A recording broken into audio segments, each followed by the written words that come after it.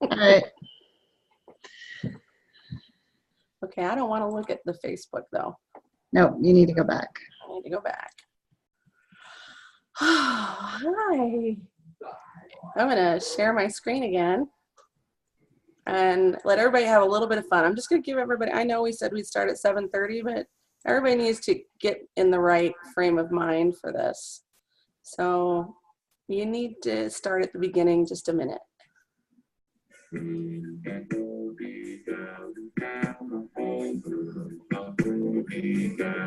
Barb, doesn't that look like Diana? What's that? Oh, right there it does. The bubble blowing.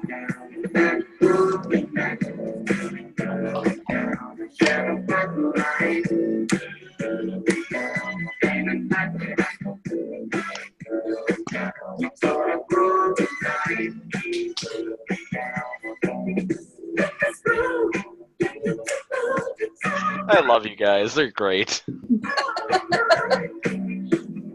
About bringing back the fun. And nothing like a little earth, wind, and fire to make that happen. I thought he was going to say bringing back the funk. Well, that was the play on the title. No, you shouldn't. Okay. All right, have we had enough fun? Have we had enough fun? Not enough funk, but not enough fun yet. Still more fun to come. All righty. Well, since I did promise to start at 7:30, it is 7:35. We will get this party started. Hello, High5 fam. Hello. Those I know, those I don't know. Welcome. To those of you who have never been party to anything High5, we're very happy to have you here. Thank you for your time and your trust.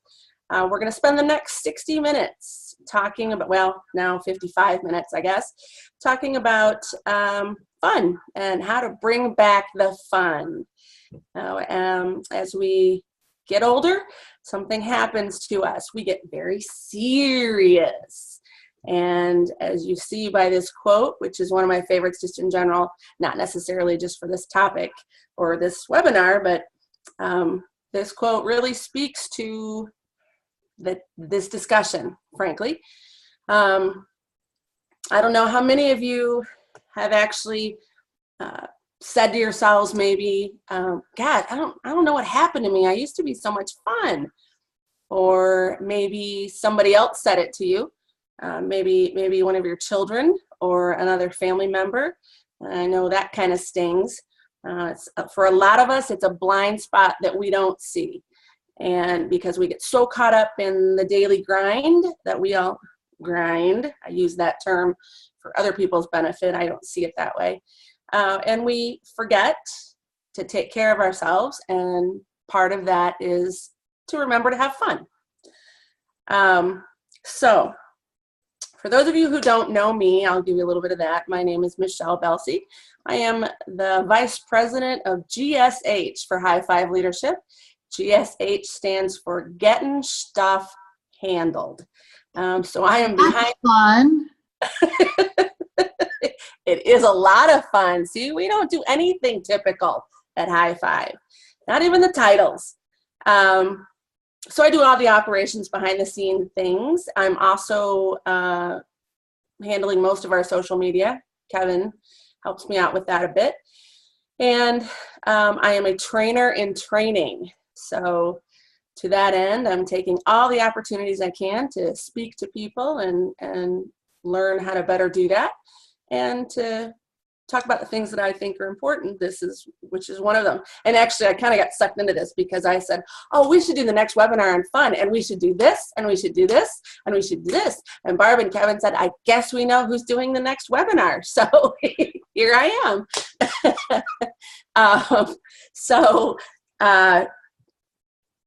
What I'm going to do is I'm going to talk to you a little bit about the research that I found. I love me some research.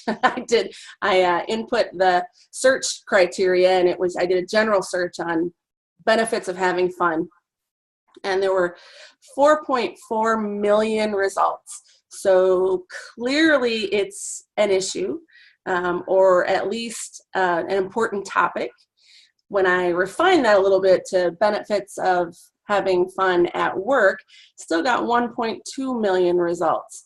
So it's important across all areas of our lives, or at least it's a focus across all areas of our lives.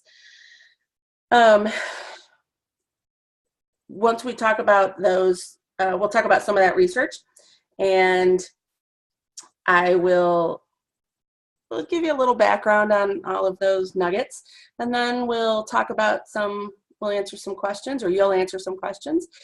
This is not about me just talking at you, while I am going to share some information with you just to kind of put things in perspective for you. It's not the Michelle show. It is our show. It's for everybody. So I want everybody to interact. If something strikes you, you have a question, you have a concern, you just have a valuable thought, or even an invaluable thought. I don't think there really are any. Please feel free to share. That's what the idea of the interactive webinar is. For those of you who are joining us on Facebook Live, keep in mind that there is roughly a 10-second delay between what I'm doing here and what you're seeing. So if you respond or type in things on Facebook and you don't hear it right away, that's why. It doesn't mean we're ignoring you. It just means I haven't seen it yet.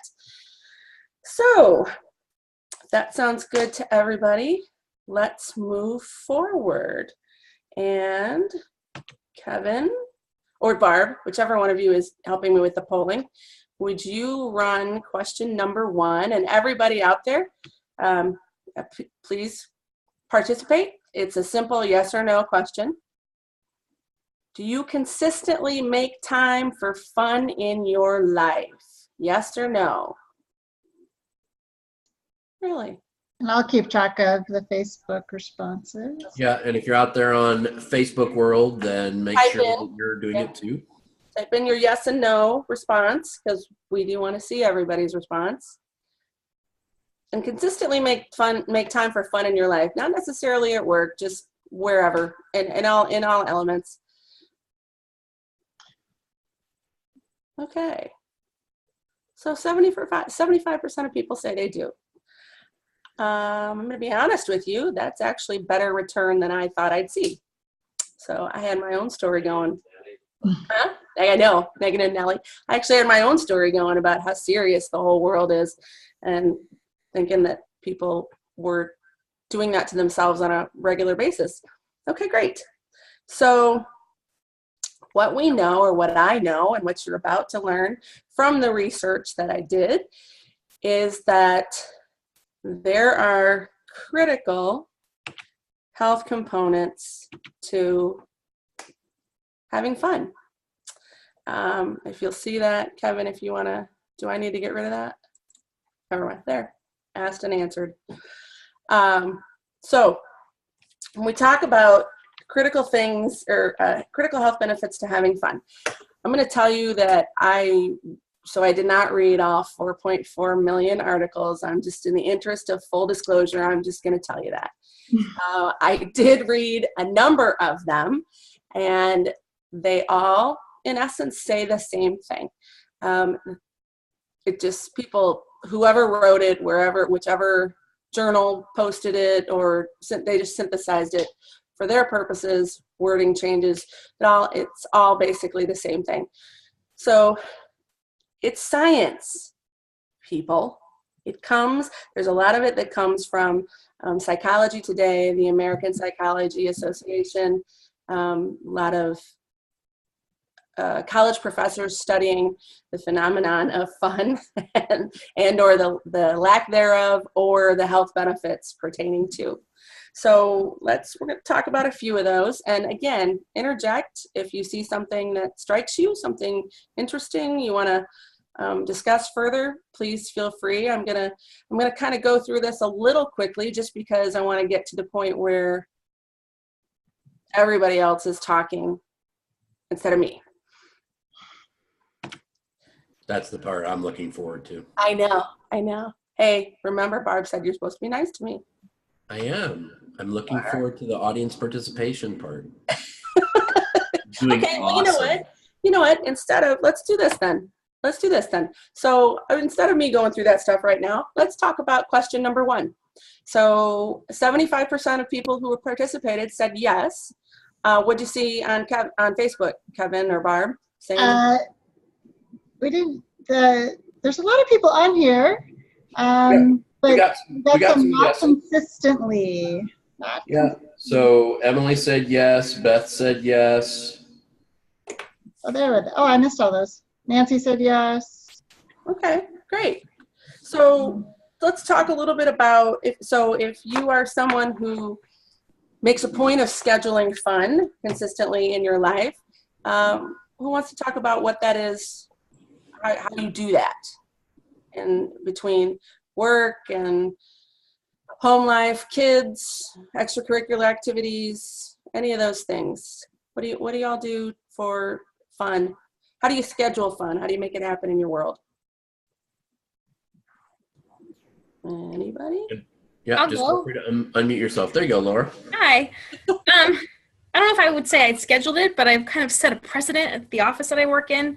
For some reason, every day at around 3 o'clock, I get a little slappy.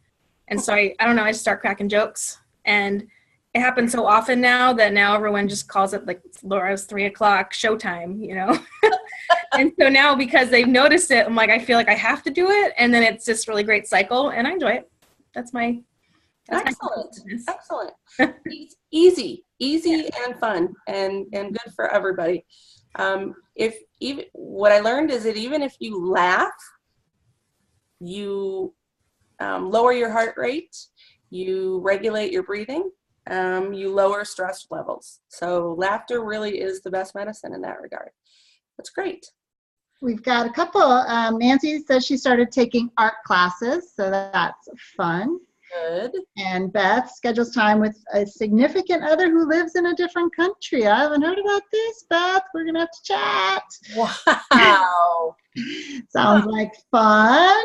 That does definitely sound like fun. What country did she say? Oh, and here we go, Emily. Manny and Margarita night once a month. Scheduled dinner and pampering with my buddy. Whatever she's talking about. It is once. So it's pronounced week. Yeah, so for the record, for anybody who didn't pick up on the sarcasm there, Emily's buddy would be me. So Manny's and Margarita's night is once a month, Kevin. Yeah. So Laura, back to you. So I'm pretty sure you also make time to go to places like, I don't know, Disneyland. Yes. Disney World. I treated myself to an annual pass for my birthday, my 40th birthday, a couple years ago. And it was really just meant to be a whim, but now I feel like if I don't go every once in a while, it's like I haven't breathed. I need to go and like recenter myself and take in the Disney magic, and I've spread it to my family, and now my brother and sister-in-law, they've got the fever, and so I'm hoping they're going to pay for my next few trips to Disney World.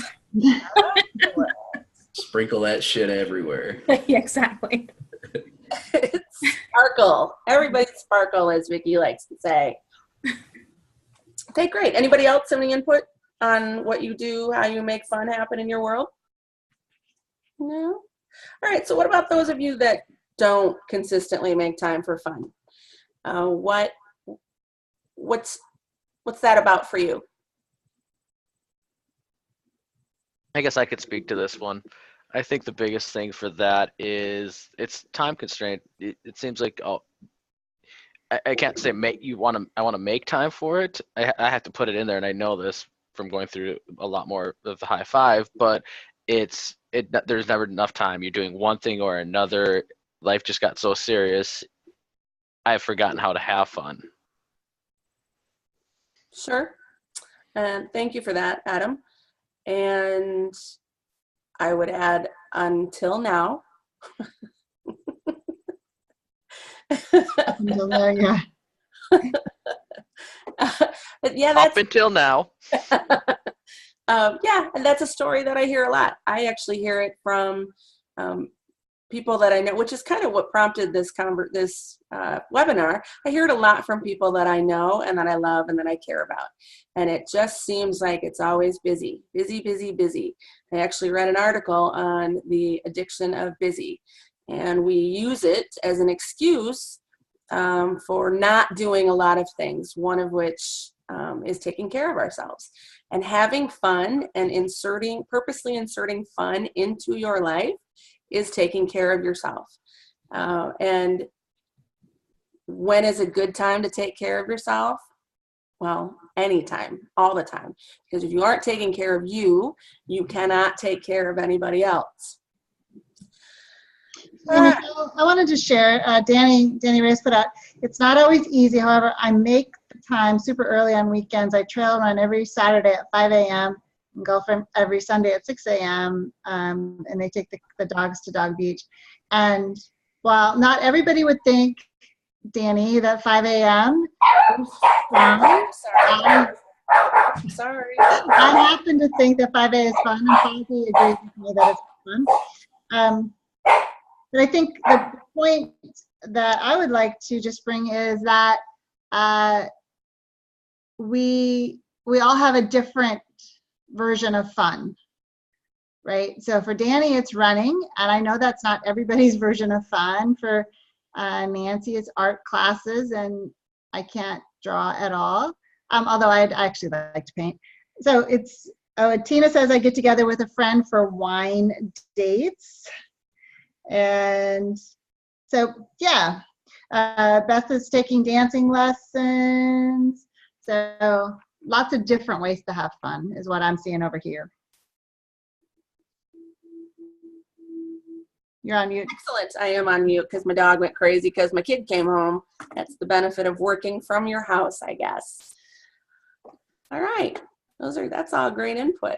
We're going to talk a little bit more about, Barb just touched on what fun looks like, or what your version of fun is. And so we'll talk a little bit more about that in a little bit. So let's go on to the science, people. I feel like I should have some sort of background voice say, it's science, people. Science. No. People. All right. So again, the health benefits listed in the articles that I did read, all in essence the same, and just synthesized differently or worded a little differently. And it seems like the foundation for this comes primarily from the American Psychological Association, so APA. So the first one I'll talk about is having fun reduces stress. It is that simple. When we are stressed, and many of you probably already heard this at some point or read it or learned it somewhere along the line, that when we're stressed, our body produces a hormone called cortisol, which is it's known as the fight or flight hormone. But when we're under stress, we don't have anything to flee from.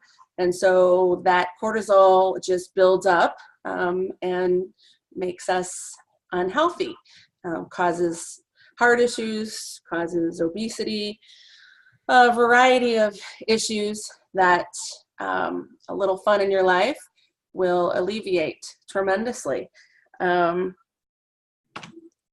Increase serotonin along those same lines. Another chemical in your body that is a positive, beneficial chemical.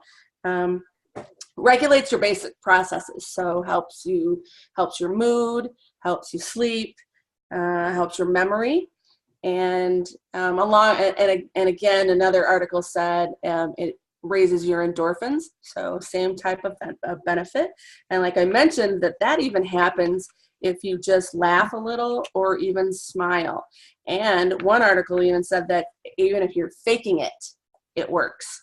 So that's one of those fake it till you make it things, I guess.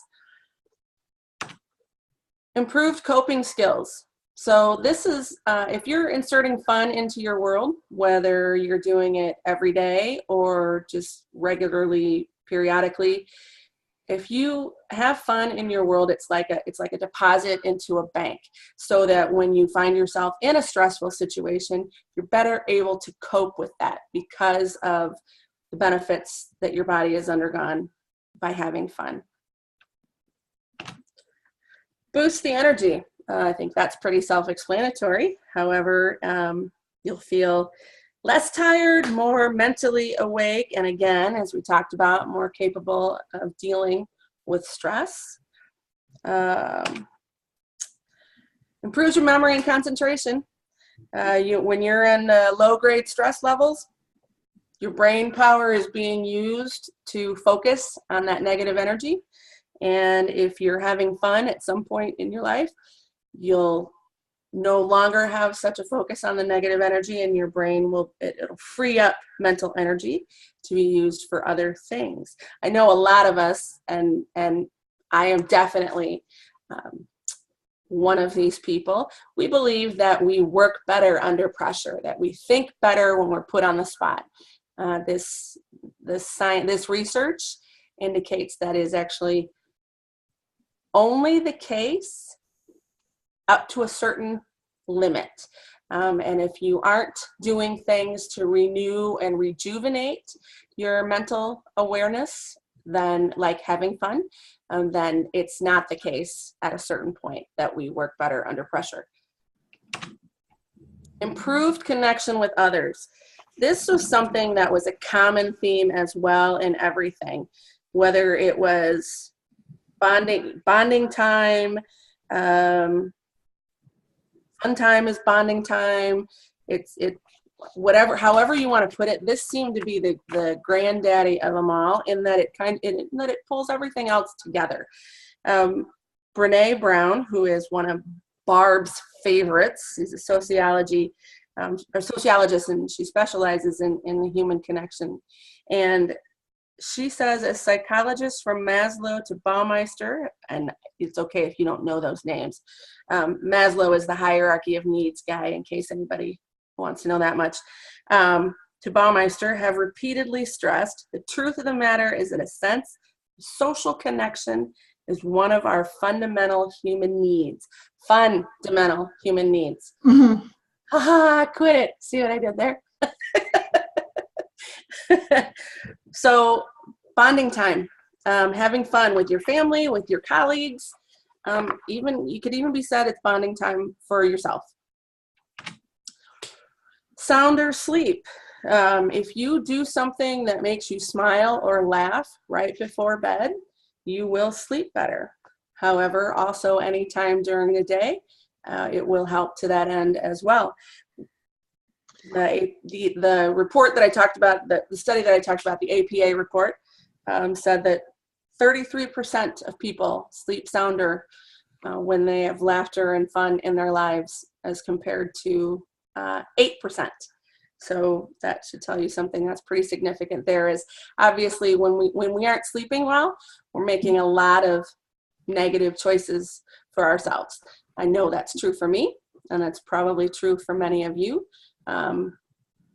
Less than awesome choices around food, drink, communication, work, all those sorts of things. Hey, Michelle? Yeah. Can I add something? Yes, of course. So, Michelle and I were actually talking about this earlier, and what I said is, I learned many, many years ago, that I cannot watch anything or even read a book, anything that's not happy. So this makes sense to me, because if I watch anything that's super violent, or I'm reading something that's violent right before I go to bed, I sleep like crap. And however, if I fill myself with something positive, and I talk a lot about starting my day with something positive, but it's as important for me to end my day with something positive and happy and fun before I go to sleep, because of that exact thing. So I didn't know that was proven. So that was super interesting to me, that really matters. And it says to me exactly what we teach, which is what you fill yourself with, what you put in matters a lot. Yeah. So that's super cool. Thank you. Yeah, absolutely. And clearly it does matter how you end your day. at least according to the American Psychological Association. Kevin and I are actually going to, I'm actually going to test this. Oh yeah, for those of you who don't know, Kevin Fink, our Chief Dream Officer at High5, is also my fiance. Yeah. So anyway, I'm going to test this theory. I'm going to do my own scientific study about this at night, because typically when we go to bed, when we're in bed watching TV, that's our time to watch our shows, which include things like The Walking Dead, Fear of the Walking Dead, Game of Thrones, The Last Kingdom, lots of violence, while they're intriguing, interesting shows, it's a lot of violence. It's a lot of less than happy events and people. So I'm going to test this out and stop watching those things right before I go to bed and see if it makes a difference relative to that. And you know what? I would encourage any of you to do that as well. Okay, positive patterns. Really what this means is just talks about doing all these things and introducing fun on a regular, consistent basis in your life. Laughter, smiling will move you in a direction where you will exhibit or live positive patterns. As I talked about earlier, when we're in negative energy, we tend to make negative choices for ourselves around a variety of aspects of our lives. So if we're doing this, then you move in. So if we're having fun and laughing and enjoying our lives, then we move into more positive patterns of making choices for ourselves, like better choices eating, better choices drinking, better choices the people we hang out with, better choices with work and relating to colleagues and relating to family members. So it's all part and parcel of this whole big health benefits of having fun. Anybody have anything they want to talk about relative to all that information? What you just learned, what you just heard, what you're experiencing in your worlds?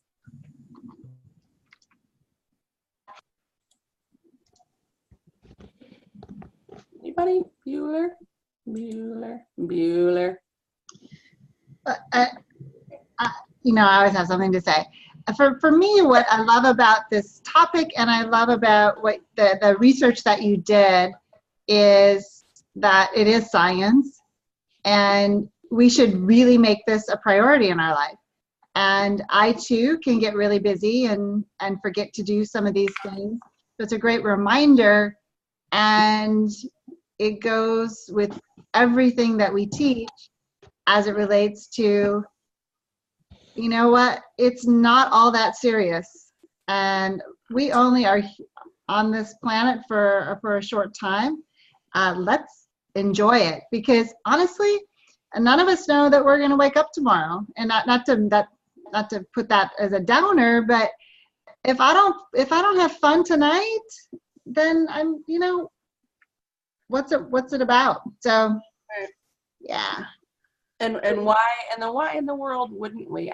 This is something, and we talk about this in class, is we get very serious, because especially if we're talking about business, or even frankly in raising our kids, we need to teach them to be self-sustaining adults. They need to be able to interact with the world on a mature level, and in a way that we as adults deem proper. And frankly, that's a story that someone else gave us. And I challenge anybody to show me a law that says when we're chronologically adults, we're supposed to stop enjoying our lives and stop having fun. None of us are born thinking, you know what, someday I'm going to be an adult and I'm going to need to behave like an adult. And it's certainly not an example that I want to set for my kids. I did early on. I spent a lot of time crushing my little baby's spirits and telling them that they shouldn't do that and to stop that and no. And their energy and their enthusiasm should be shushed, and it's only appropriate in certain instances. And I could kick myself for that now, because now I see what that has done to them, and they are going to grow up to be very good adults. and I think, and it's okay to have fun. That's a story, the story that says we can't have fun as adults, that suddenly that should stop now. Again, it's a story somebody else gave us, whether it came from our parents, our friends, society, wherever. But it's what we take with us. And you know what? Based on all this research, it is a story that is not benefiting us. So Michelle, can I share? Yes, please. A number of years ago, just through some joke or something, I ended up obtaining the nickname Dr. Fun Times. And, you know, at the time, I didn't really think too much of it. It was a funny moment. But then I started realizing, like, what a cool, like, alter ego to have. And, you know, and this happened before I ever met Barb and started going through these trainings. And as that evolved, I've realized that this is the new story. The new story is that I am Dr. Fun Times. And I don't always show it. I kind of think of it like, you know, how Superman goes into the phone booth and takes off his suit. You know, I'm pretty busy all the time. But when Dr. Fun Times needs to come out, Dr. Fun Times is there. Absolutely. And it's made such a positive change to my life. People at work kind of know, like, that's kind of who I am. And it's not destructive. You know, I still get my work done. But I think we all have the ability to wear a Dr. Fun Times suit underneath our clothes every once in a while. And I want to challenge everyone to try it because it's fun. Absolutely. And I actually thank you, Laura, because that brings up a valuable point. This is not to say that what you're doing is wrong. This is not to say that you shouldn't be serious and get the things handled that need to be handled. Absolutely not. I am a realist, and I realize that you can't goof off and have fun all the time. But what I am saying, what this is saying, is that it's also okay to have fun sometimes and to insert it into your lives and to insert it into your workplace. And we have the benefit. One of the articles that I read was actually by a gentleman who studies animals, and it was about wild animals, and that they seem, obviously nobody can ask a bear what it's doing and if it's having fun, but it seems like these wild animals are purposely having fun, experiencing joy, doing things that is just because they can, goofing off because they can. And so he relates that to people, and that if it's a mammalian behavior, and the beauty of us being human is that we can actually schedule our fun. We can, and I realize that takes kind of the fun out of the fun and the spontaneity out of the fun, but we have the benefit of being able to schedule it and committing to it and sticking to it. And as I've learned, that's very important for us. One of the stories that I read was about a bear who he was observing in the wilderness, and the bear was by himself, and it was a full-grown bear playing in a creek, splashing the water, whapping the top of the surface of the water to make waves, and then he'd go under the water and he'd jump up and shake himself off, and he did that a number of times. And then he went over and he found a log that had washed up on the shore and was rolling that around and playing with that, and it was very intentional fun and joy, and it was easy to see, and that's easy for any one of us to do. If a bear can do it, we can certainly do it. All right, I think we have our next question. Do we? Oh, Yeah, you gotta click on it. There you go. did it work? No. It's not working. Oh, there we go. Yay, okay. All right, so does anybody, one of you, Barb, Kevin, want to run my poll question for me, or should I just? Oh, I'll do it. I got it. Okay, great. Oh, you're not a host? Okay. Kevin said he's not important. He's a host. There we go. All right. Do you often have fun at work? Question 2, do you often have fun at work? Yes or no? Simple.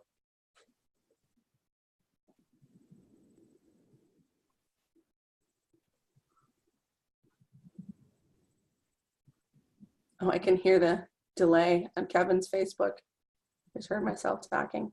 All right, everybody voted, so I shared the results. Great. All right, so this is actually pretty similar to the last question. 71% of you who voted say you do often have fun at work. What's it look like on Facebook? Lenny says, yes, I love my work. Excellent. Beth says yes.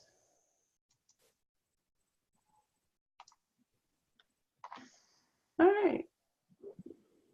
So for those of you who said yes, again, let's talk about what you do at work that's fun. Is it a function of you love your job and so that makes it fun, or do you actually make a point of creating and having some sort of fun?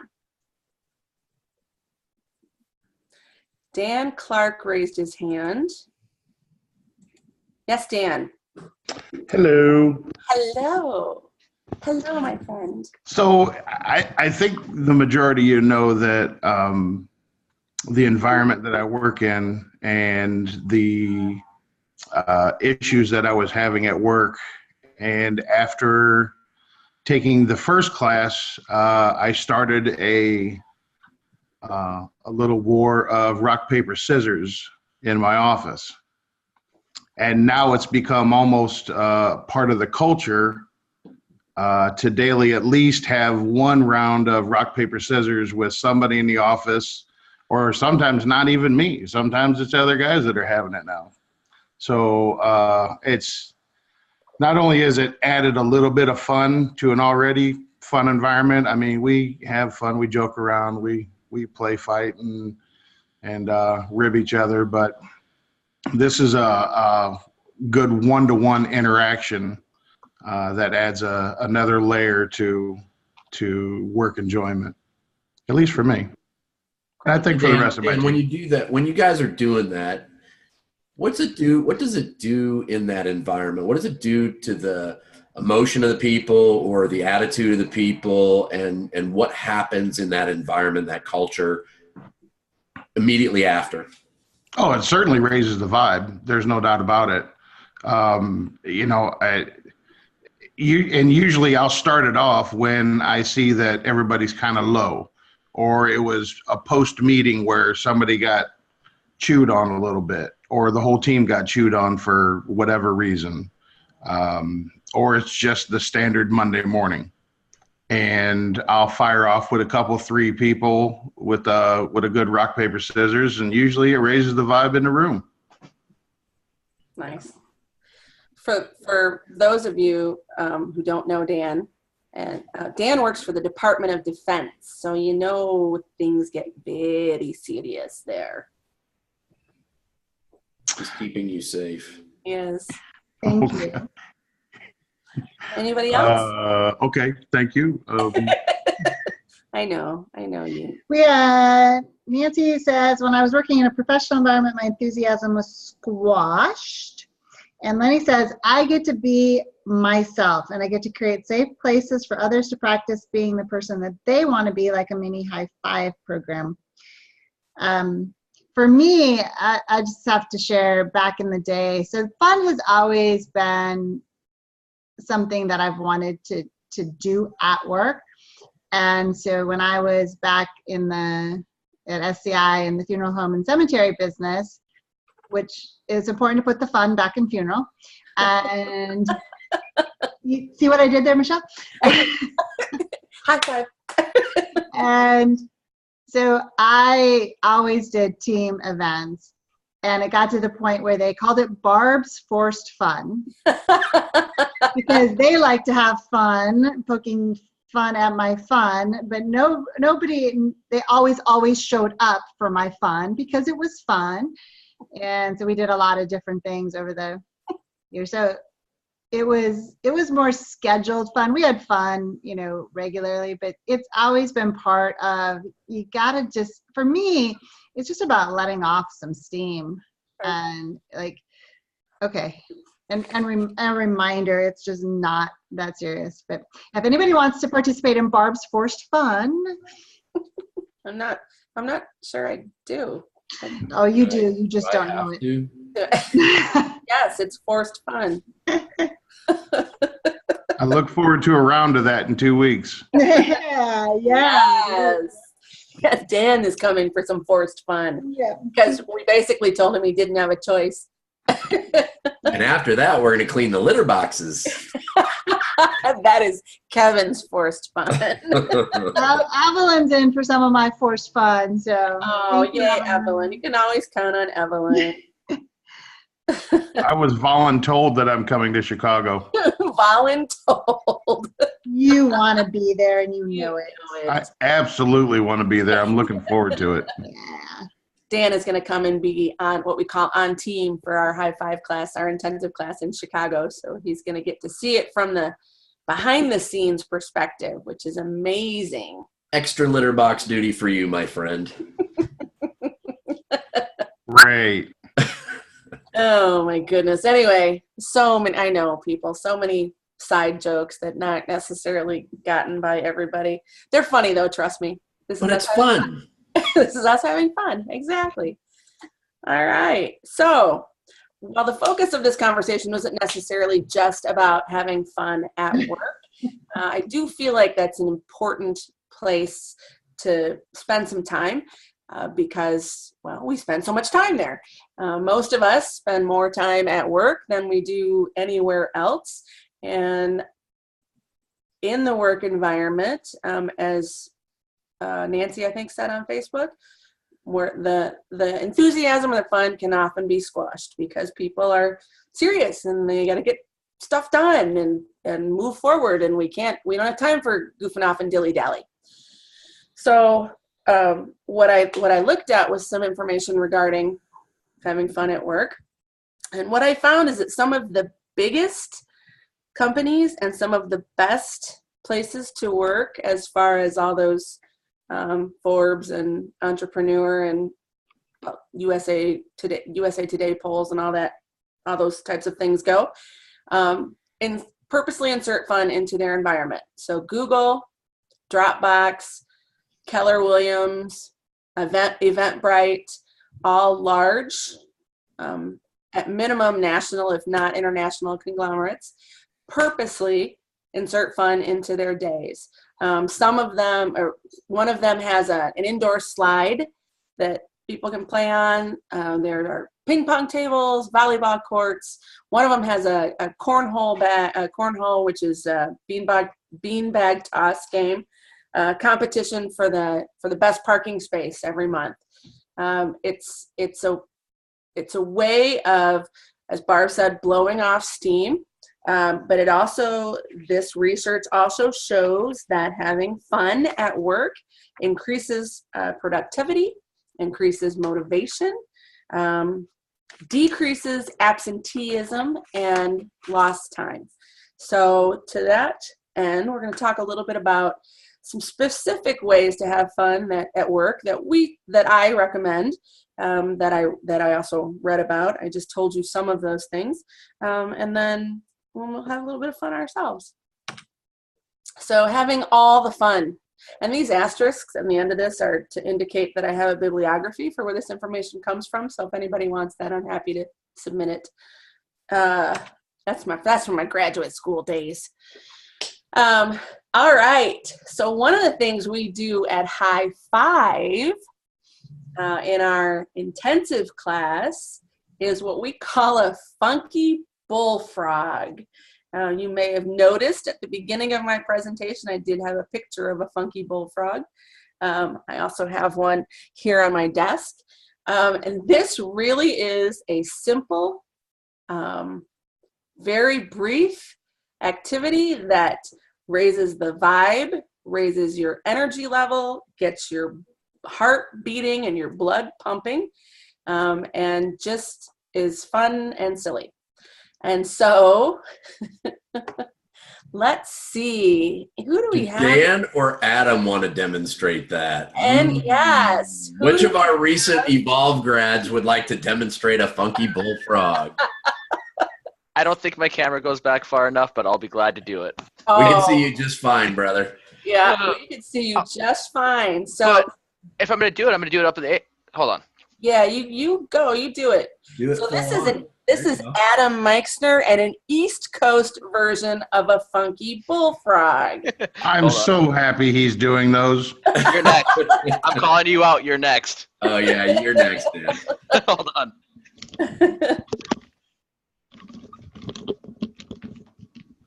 You need to be able to hear it. Sorry. So, ATTITUDE. My family. Nice. What the hell is going on? Give yourself a high five, Adam, and bring your camera back down.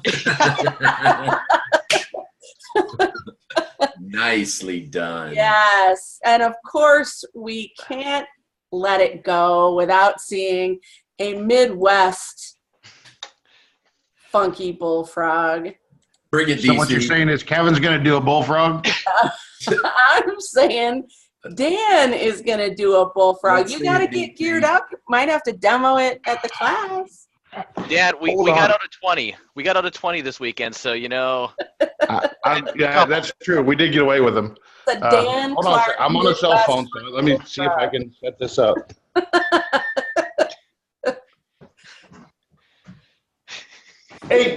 ATTITUDE. Yes. Here's a high five. That's a lot of bullfrog, I'm just saying. That's a big bullfrog, Jack. And I challenge any one of you that just watched that not to at least smile. It's silly and it's fun and it raises the vibe for everybody. Clearly, it requires a bit of getting over yourself. A lot of getting over yourself. But it is lots of fun and it has a lot of benefits for you from a mental and health perspective. And my suggestion is don't do it in heels. Yeah, I can't. Did you Not have that I know what that's like. So, I'm Michelle, asking for a friend. Is that what you're saying? friend? Michelle, I just got a text from my sister downstairs asking me if everything was okay up there. Nice. So That's everything. funny. I just got a text from my neighbor asking if everything was okay over here. Okay, so if you're in the workplace, maybe you want to warn people some shit's about to go down. All right.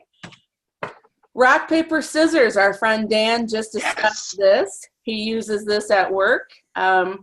It is a, again, fun, easy tool, raises the vibe, gets everybody involved because it's something that everyone can do. And it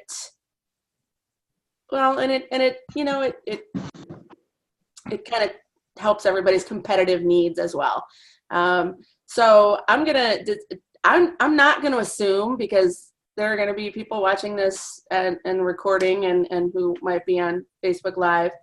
And I've been in a class and I've seen that not everybody knows how to do rock, paper, scissors. So, or if you're a Big Bang Theory fan, rock, paper, scissors, lizard, Spock. However, You're such a nerd. I know. However, we'll just stick to the rock, paper, scissors for this purpose. So, Dan, since you're the expert and Kevin is going to do this with you, Kevin, you're going to need to unmute yourself because you're going to have to count it down. So, before you do it, there's a different, is it 1, 2, 1, 2, 3, and then on the third is when you make your and motion. you throw on the third. All right, so it's a 1, 2 count, and then you throw on the third. And what Right. you're throwing are scissors, rock, paper. Rock covers, or paper covers rock. Rock crushes scissors. Scissors cut paper. All right. Okay, so you guys go and you count it down. All right. Ready? Okay. I can't see Kevin. I'm on the Oh, you mobile can't app. see me? I Oh, can't see you. shoot. It's in a row, so I can't see him. All right, I'll So tell I'm you. just going to trust him. All right. Yeah. I'll tell you who wins, Dan. I'll tell you which one of us wins. You count it out, Kevin. 1, 2, 3. Paper, paper. 1, 2, 3. Scissors, scissors. We're scissoring. That's a different program. 1, Hey. 2, 3. You You are going to get in so much trouble for that. All right, your rock crushed my scissors. Wow. I lost. That Who's was HR for the company? I don't mind telling you that was kind of a sketchy game, frankly. That was the worst version of rock, Ever. paper, scissors. Ever. All right. So the But next. I like your effort. Yeah, A for that for sure. So the next item I have on here is Spitball. Now this is the MB Michelle Belsey version of Spitball. So I'm guessing that most of us have been in a conference room or in a meeting or been asked to get together to discuss ideas and spitball, right? So what I've done is I've put a twist on this to make it more fun. My experience tells me that what happens is when people get into a meeting space, when they get into a conference room, or they gather in somebody's office, whenever it's a formalized meeting, whether it's about a new project or to discuss and solve a problem or whatever the day's agenda might have in store, people shut down. They get into a mode of what I like to call bunged upness, because we're in a conference room or we're in an office and we need to be serious, and these are serious matters we're discussing because it's our job, it's our work. And so what I've done is what I used to do with my team is what I call the spitball. And what that means is you have a ball, any kind of small ball. You want it to be soft, clearly, maybe like one of those stress squeezy balls or whatever, something fun is the idea. Do not actually spit on the ball. It is gross, first of all, and it's not really necessary for this purpose. And then stand in a room, everybody stands up and lay down the parameters that let's say you're there to discuss ways to approach a new project. And so what I would tell the team is that sky's the limit. So don't put yourself in a box. Don't be constrained by finances, by social, by company policies, whatever. If we could do it any way you want to do it, what would that way be? And then throw the ball, and whoever gets the ball just spits out whatever comes to mind. It lends to a lot of creativity. And I understand that if I'm taking off the constraints, like, finances, all the money in the world is there to do whatever we want to do, that could potentially create some disappointment or some thoughts around, yeah, really, we can't really do that. But you never know what's going to come from that. So if you take off all those constraints where people tend to box themselves in, then you get a lot of great ideas. Actually, you get a lot of positive energy. It's fun. People are moving. You can actually also do it at home. You could do it in the workplace with this way too, or you could do it at home, but you could do it with gratitude. So first thing that pops into your mind that you're grateful for, throw the ball. Whoever catches the ball has to spit out whatever they're grateful for, even if it's I'm grateful for this ball, whatever it is. Again, nobody is censoring themselves, no constraints. It's a much more authentic interaction, and that lends to really great and improved teamwork and, honestly, efficiency. And everybody is excited about the process and the things that are being said. And so I recommend that highly. Anybody have any questions on those few things? Good? Okay. Music, easy. Whether it's in your office, whether it's in your individual office, your cube, the office as a whole. There are so many ways to get music now, Spotify, Pandora, Amazon Music, and it's all really inexpensive, and there's just a vast deposit of music choices out there. Music, your favorite song, your favorite movie, your favorite TV show, again, quantifiably shown to raise your serotonin levels, reduce your blood pressure and heart rate, and to help you be happier and sleep better. Happy hour. Okay, it's called happy hour for a reason, people. In the office, it can be an alcoholic happy hour, a non-alcoholic happy hour. You can do it in the office. Spend a happy day. Spend an hour or two at the end of the day, whether you go to a bar, restaurant outside of the office or you do it inside the office, just in collegiality, talking to each other, getting to know your team. This is not a networking event in the respect that you're not looking for the next step up. This is not a bitch about work hour. This is a happy hour. Use the time positively. You get to talk about work all day long. Outside of work, use this time to get to know each other. Again, a team that knows each other has improved efficiency and improved motivation, and tend to have each other's backs better.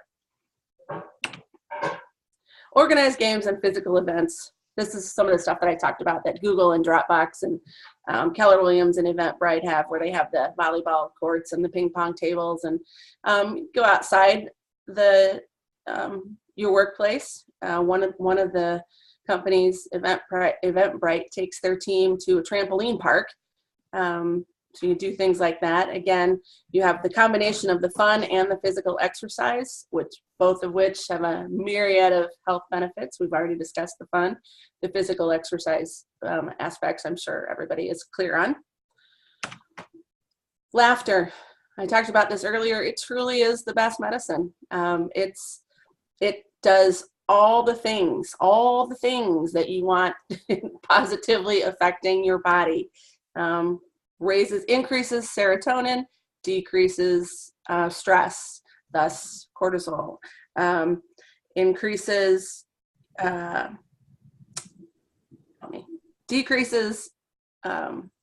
blood pressure. Did I say that already? Decreases, helps you sleep, all the things that I've already talked about. But there is that saying, laughter is the best medicine, is there for a reason. It's not just a cute little cliche.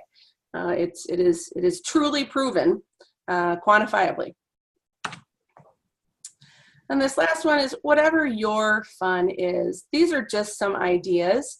It's not the end all be all. If none of this sounds even remotely entertaining to you, or that you would have fun doing it, then don't do them. Make your fun whatever your fun is. If you're somebody who likes to do puzzles to have fun and relax, do puzzles. My daughter likes to read neurobiology books for fun. So whatever she does, I'm not kidding. Whatever your fun is like, that's it. It really, nobody's fun needs to look like anybody else's fun. If you're not comfortable in fun that other people are having, there's nothing to say you can't have your own fun, and maybe you'll pull other people into your fun. But it's about you. You can only control you. It's not about dragging everybody else into what you think is fun. It's not about you being dragged into what somebody else thinks is fun. It's your fun. And so whatever you can find, whatever that is for you, make a point of bringing that into your world. If the science isn't enough, then how about the effect it'll have on you personally? It'll increase your self-esteem, your confidence. It'll improve your relationships with other people. So find it, make it yours. Do whatever that is for you. Anybody else? Anybody have any questions? Anybody want to talk about anything relative to all of this information? Where are we for time? Oh, dang. Yeah. Okay. Wow, dude. Anybody have anything else? So here's a list of our classes coming up. See, now this is fun. There are people on this call that have experienced both the intensive and the evolve classes, and they can attest to the fun, challenging and fun. The fun is in the challenge. So if you have, these are the dates for the classes that we have coming up. We do have our next class in just over a week here in Chicago. It is the first time we are taking a public class on the road. We have done private classes in other locations for companies, but this is our first public class on the road. So if you haven't taken a High5 intensive, then you should be part of the first traveling class. We do have a couple seats available. We do, and we absolutely do. And just think, you'll get to say, you know what? I was in the first class that went to Chicago for High5. Evolve, which is the next step. So it's a High5 intensive or a like class is a prerequisite for High5 Evolve. So anybody interested in any of those, wants to have a conversation, wants to find out what it looks like, we can talk to Barb, Kevin, or me, or any number of graduates that would gladly give you testimonials about the awesomeness that is High5. Okay. Anybody, anything? All right. So here's actually. You did a great job, Michelle. High five to you. You are fun. I am fun. You are fun. You know, this quote that's on here, that's playing for the hell of it, simply because it's fun, is very important. That was from the guy with the bears. Not the bears. The bears. That's what he derived from his study of the bears. The wild bears, not the Chicago Bears. Okay, so what I would like to know from all of you, if nobody has any additional questions or wants anything more, I know we're at our hour because I did start at 7:35. So what I need to know from you is, on a scale from 1 to 10, how valuable was this webinar for you? And actually, go ahead. Scale of 1 to 10. Anybody? Adam and Dan held up 10 fingers. Oh, you wanted us to talk. I was just giving you the 10 I know, fingers. not necessarily talk, but I can't see all of you in one. Oh, I don't have all of you in one. There you go. I have to scroll up. Excellent. Laura held up her 10 fingers. Yay. Anybody out there does not have a 10? If you do not have a 10, I'd love to know what would have made it that for you. It's a feedback, people. You're not going to hurt my feelings or upset me or anything like that. Nobody? Nobody? All right. I liked it. I thought that it was informative. Reminds me a lot of the things that we did in class. Obviously, it's still fresh in my mind. Right. But no. I mean, I think it's a good idea to, have these and so people can be reminded of the joy that they had when they were in class, things that they can do inside their own personal lives outside of class, and definitely in the workspace. Yeah, and a number of people on this call haven't been in a High5 class, so it's important that they need to go.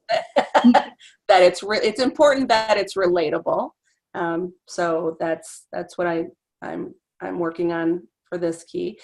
However, Evelyn said, "Well done, Michelle. It's a 10, girl." Thanks, Evelyn.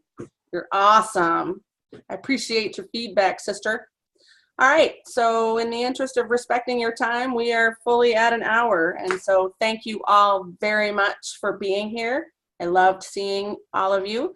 And high five. Thanks, Michelle. Thank you, Great Michelle. job. Love you all. Thank you all for being here. Choose joy. Yeah, reach out to us if you need help. We're here. Raise Yep. your hand. Get out of the maze, Dan.